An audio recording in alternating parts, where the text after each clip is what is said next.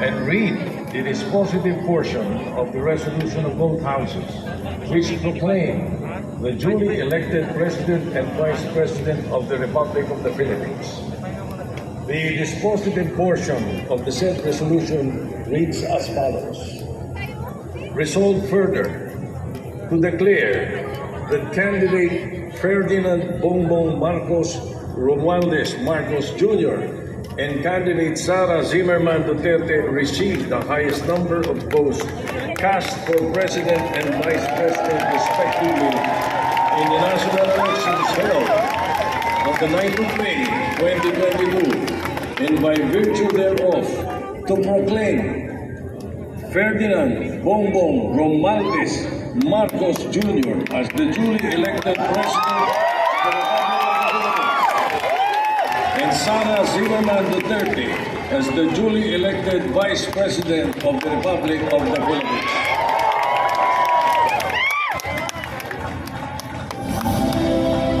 To administer the oath of office to President-elect Ferdinand Romualdez Marcos Jr., Chief Justice Alexander G. Gesmundo.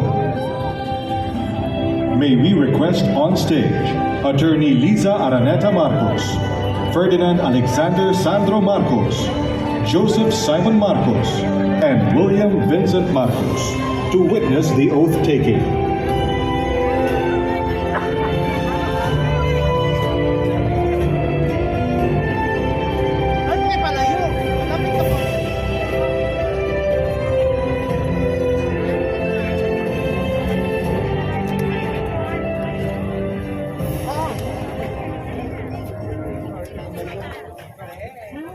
Mangyaring taas ang kanang kamay at bigkain ang mga sumusunod.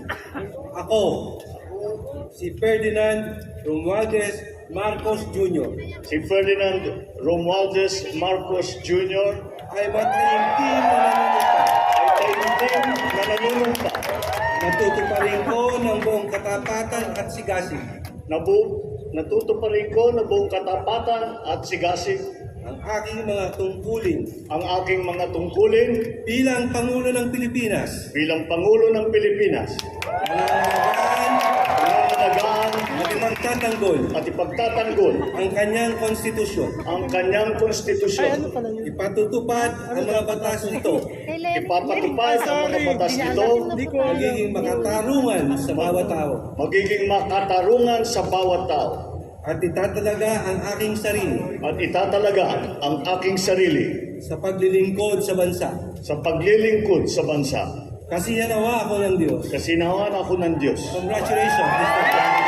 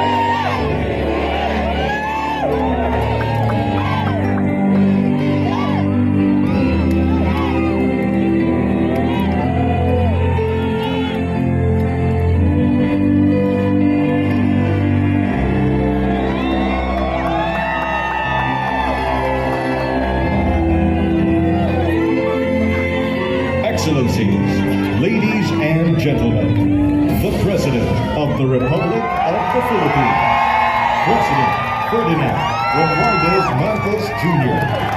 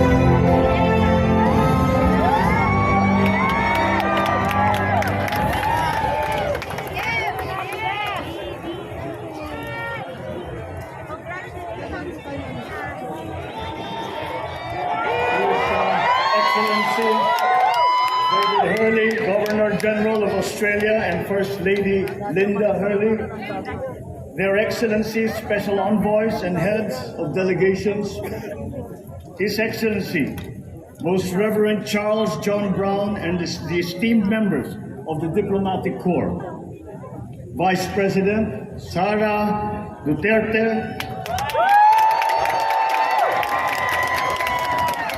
President Fidel Ramos, President Joseph Ejercito Estrada, President Gloria Macapagal Arroyo, Senate President Vicente Soto III, and the honorable members of the Philippine Senate, House Speaker Lord Alan J. Velasco, and the honorable members of the House of Representatives, Chief Justice Alexander Gesmundo, and the honorable justices of the Supreme Court, of course, First Lady Lisa Araneta, and my children, Alexander, Sandra, Simon, and Vincent. I cannot proceed without a special greeting, of course, to the former First Lady,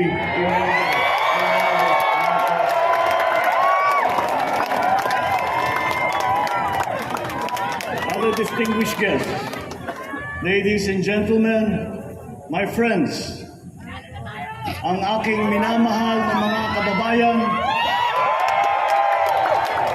magandang tanghali po sa inyong lahat. This is a historic moment for us all. I feel it deep within me. You, the people, have spoken, and it is resounding.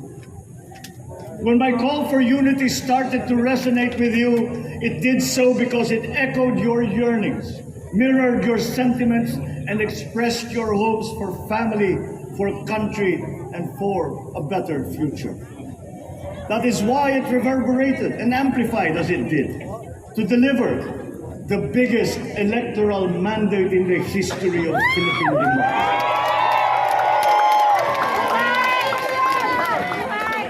By your vote, you rejected the politics of division.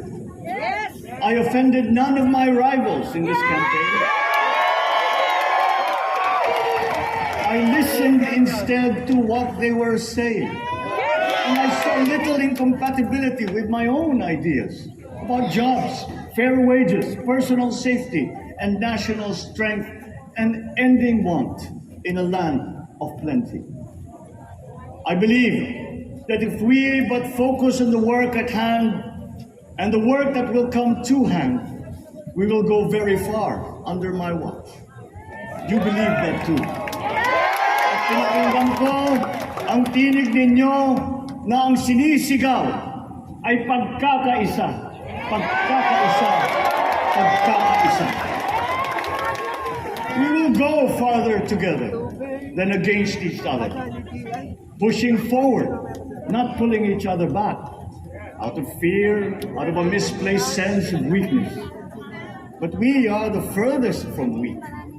The Filipino diaspora flourishes even in the most inhospitable times, where they are valued for their quality. The changes we seek will benefit all and will shortchange no one. I was not the instrument of change. You were that. You made it. I am now. You picked me to be your servant, to enable changes to benefit all. I fully understand the gravity of the responsibility that you've put on my shoulders. I do not take it lightly, but I am ready for the task. I will need your help. I want to rely on it, but rest assured I do not predicate success on the wide cooperation that's needed. I will get it done. I once knew a man who saw what little had been achieved since independence in a land of people with the greatest potential for achievement, and yet they were poor. But he got it done. Sometimes with the needed support, sometimes without. So will it be with his son. You will get no excuses from me.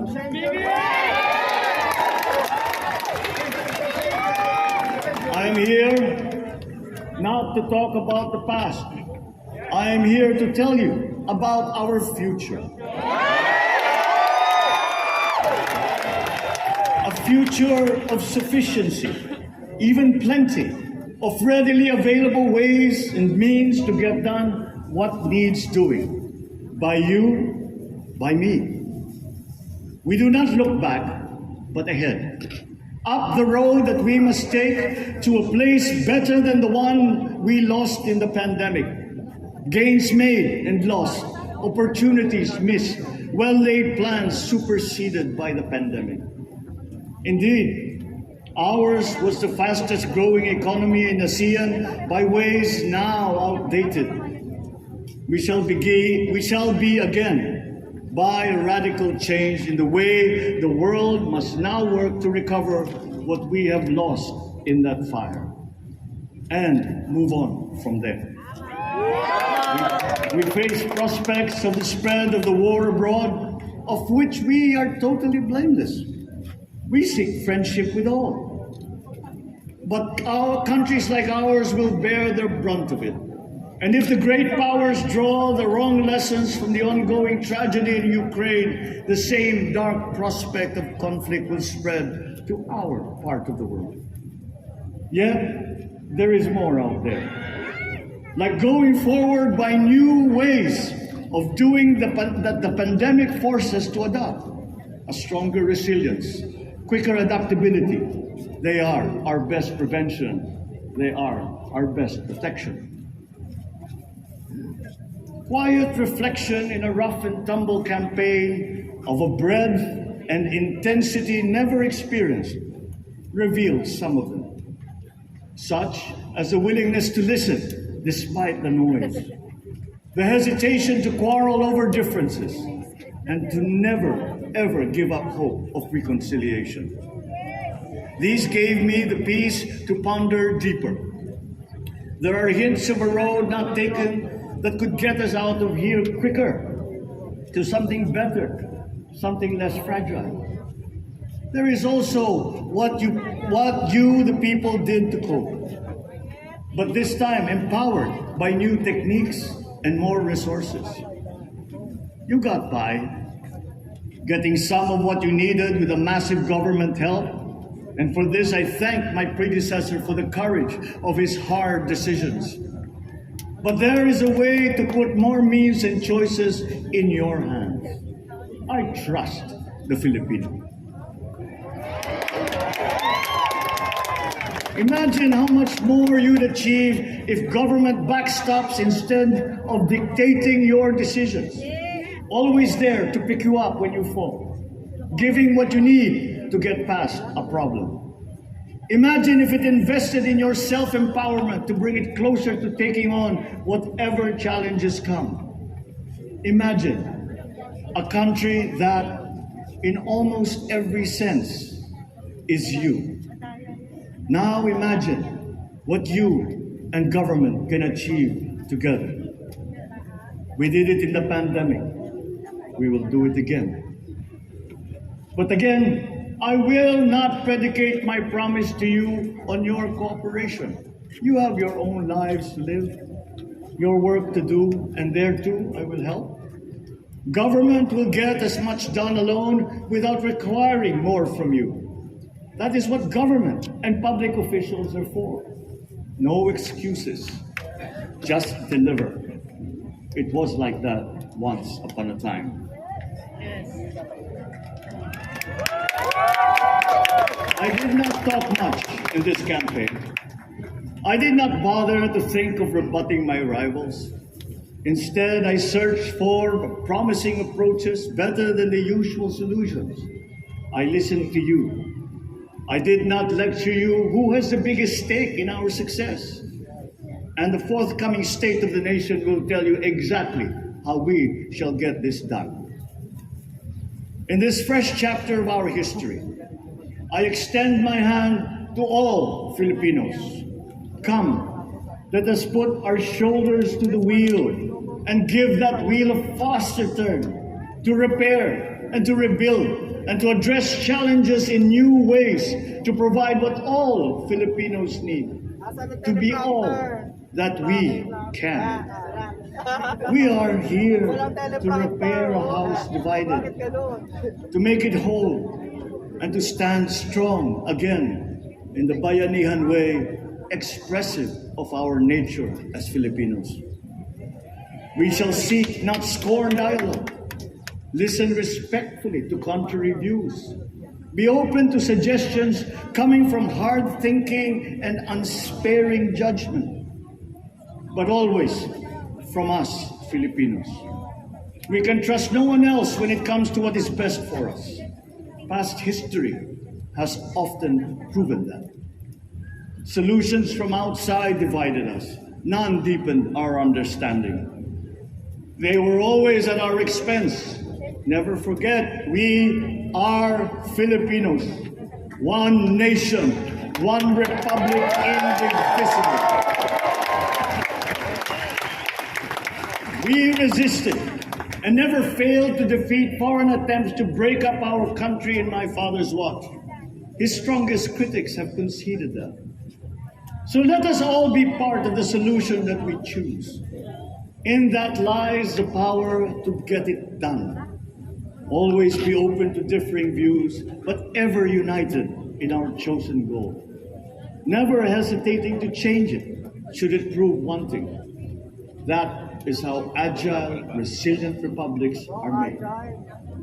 Our future, we decide today. Yesterday cannot make that decision anymore, nor can tomorrow delay it. The sooner we start, the surer and quicker the prospect of achieving our future. These are troubling times. What's happening to others can happen to us, but it will not. We see what's happening. We are witness to how it is being stopped, and we have seen the glory that crowns struggle against all odds. Giving up is not an option. We've been through times of bitter division, but united, we came through to this when it shall begin again, but better. The campaigns I've run have taken me here where I stand today. I listened to you, and this is what I have heard. We all want peace in our land. You and your children want a good chance at a better life in a safer, more prosperous country. All that is within reach of a hard-working, warm, and giving race. Your dreams are mine. Pangarap nyo ay pangarap ko. How can we make them come true? How can we do it together? But I will take it as far as anyone with the same faith and commitment can, as if it depended entirely on himself. Sa pangarap na maging mapayapa ang ating bansa, ang pangarap nyo ay pangarap ko. Sa pangarap na maging maunlad ang ating bansa, ang pangarap nyo ay pangarap ko. At sa pangarap na maging mas masinang ang kinabukasan natin at ng ating mga anak, ang pangarap nyo ay pangarap ko. We are presently drawing up a comprehensive, all-inclusive plan for economic transformation. We will build back better by doing things in the light of the experiences that we have had, both good and bad. It doesn't matter. No looking back in anger or nostalgia. In the road ahead, the immediate months will be rough, but I will walk that road with you. The pandemic ravaged bigger economies than ours. The virus is not the only thing to blame. What had been well built was torn down. We will build it back better. The role of agriculture cries for the urgent attention that its neglect and misdirection now demand. Food self-sufficiency has been the key promise of every administration. None but one delivered. There were inherent defects in the old ways and in recent ways too. The trade policy of competitive advantage made the case that when it comes to food sufficiency, a country should not produce but import what other countries make more of and sell cheapest. Then came Ukraine. The most vulnerable when it comes to food are the countries furthest away from the conflict, those bearing no blame for provoking it. Yet they face the biggest risk of starvation. If financial aid is poured into them, though it never is, there is nothing to buy. Food is not just a trade commodity. Without it, people weaken and die. Society has come apart. It is more than a livelihood. It is an existential imperative and a moral one. An agriculture damaged and diminished by unfair competition will have a harder time or will have no prospects at all of recovery. Food sufficiency must get the preferential treatment the richest free trade countries always gave their agricultural sectors.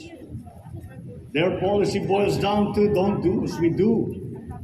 Do what we tell you to. I am giving that policy the most serious thought if it doesn't change or make more allowances for emergencies with long-term effects. There is a parallel problem in our energy supply. Sufficient fossil fuel-free technology for whole economies has yet to be invented. And it is not seriously tried by rich countries. Again, consider the response of the richest countries to the war in Ukraine. But surely, a free world awash with oil can assure supplies. Or we will find a way. We are not far from oil and gas reserves that have already been developed. What we teach in our schools, the materials used must be rethought. I am not talking about history. I'm talking about the basics, the sciences, sharpening theoretical aptitude and imparting vocational skills, such as in the German example, alongside the national language with equal emphasis and facility in a global language, which we have. and lost. Let us give OFWs all the advantages we can for them to survive and to thrive. Our teachers from elementary up are heroes fighting ignorance with poor paper weapons. We are condemning the future of our race to menial occupations abroad. Then they are exploited by traffickers. Once we had an education system that prepared coming generations for more and better jobs. There is hope for a comeback. Vice President and soon-to-be Secretary of Education, Sara Duterte Carpio, will fit that mission to a T. We won't be caught unprepared, under-equipped, and understaffed to fight. Exemplified by the resources poured into PGH, predates the current shambles by 3 generations. Our nurses are the best in the world. They acquitted themselves with the highest distinction abroad, having suffered even the highest casualties.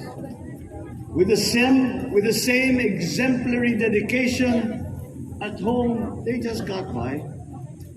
They are out there because we cannot pay them for the same risk and workload that we have back here. There will be changes starting tomorrow.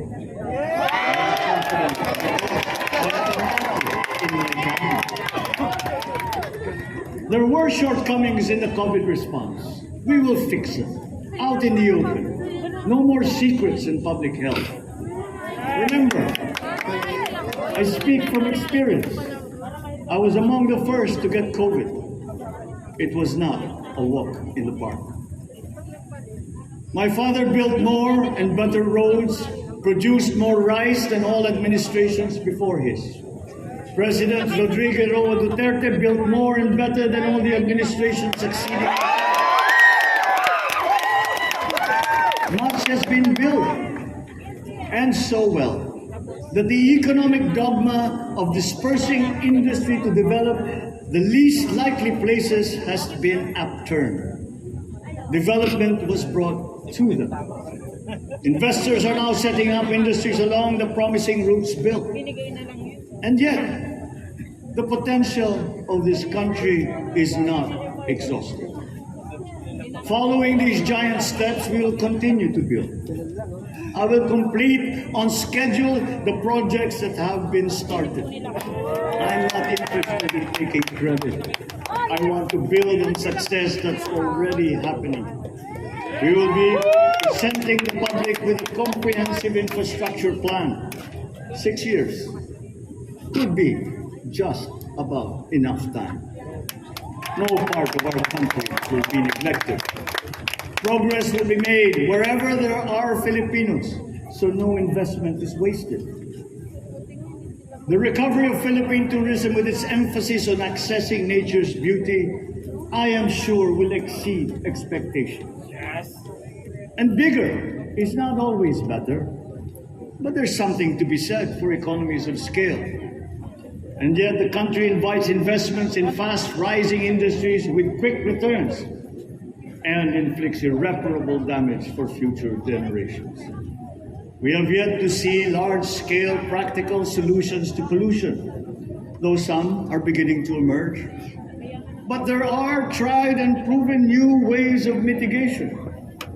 Blades have been turning over the sand dunes of Ilocos Norte, harnessing a power all around, but unseen, long before this day. I built them. The rich world talks a great deal, but does a lot less about it than those with much less, but who suffer more death and destruction from climate change and lack of adaptation.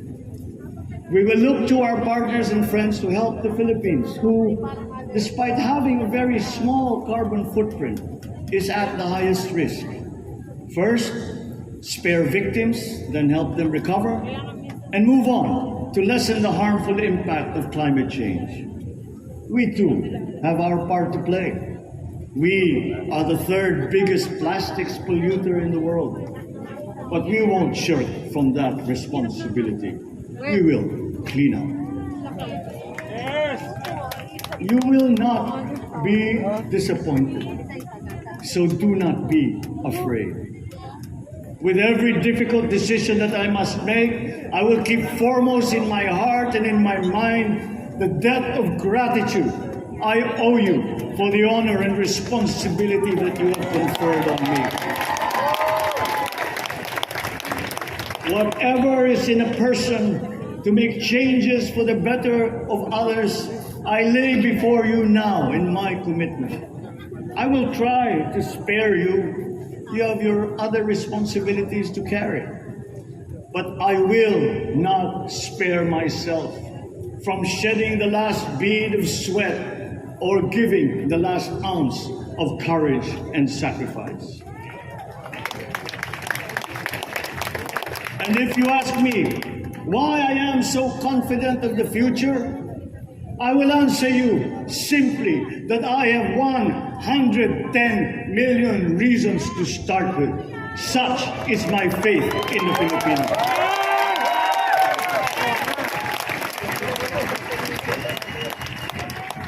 Believe, have hope. The sun also rises like it did today and as it will tomorrow. And as surely as that, we will achieve the country all Filipinos deserve. God bless the Philippines. God bless the world.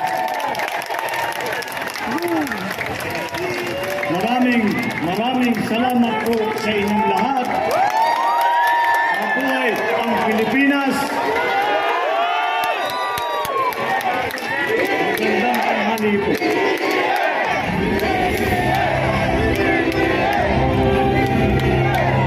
Excellencies, ladies and gentlemen, the President of the Republic of the Philippines, President Ferdinand Romualdez Marcos Jr. So, ayan po mga kabisyo, napanood na po ninyo. We will now have photo opportunity with President Ferdinand Romualdez Marcos Jr.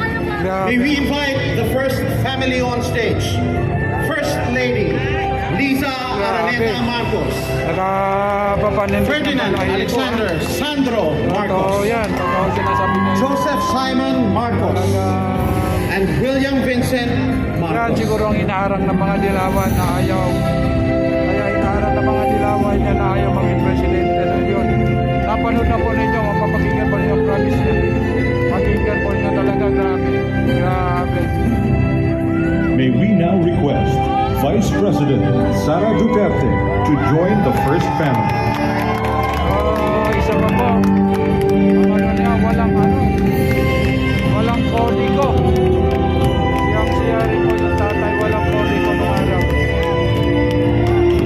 Walang kodigo po magsasalita, mag-speech dire-diretso. Dire-diretso po galing talaga sa utak niya.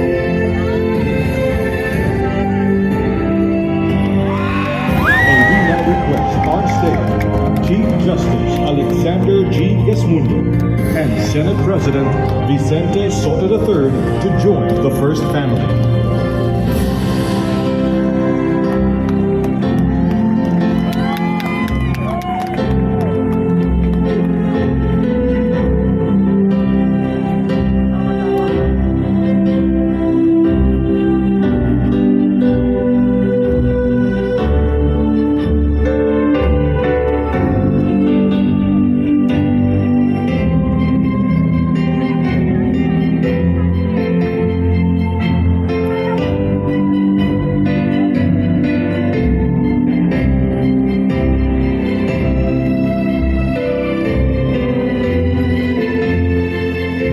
May we now request Madam Imelda R. Marcos, Senator Amy Marcos, and Ms. Irene Marcos Araneta to join the first family.